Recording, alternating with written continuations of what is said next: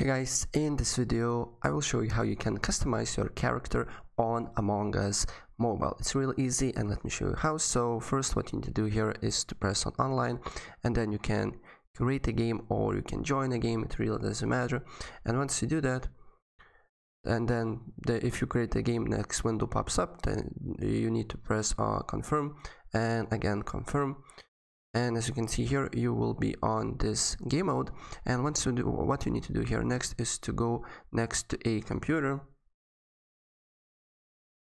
and as you can see here on a bottom right corner, a customize button pops up, so you need to press on that.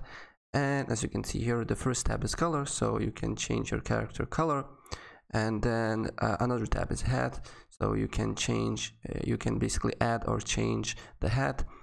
And then there is pet, so as you can see here I don't have any pets, and the skin, and as you can see here I don't have any skins, but if I had, there will be in these tabs. And that's pretty much it, how you can basically change your and customize your Among Us character appearance. Alright, so guys, if I help you out, please press like button and subscribe for more. Take care, bye.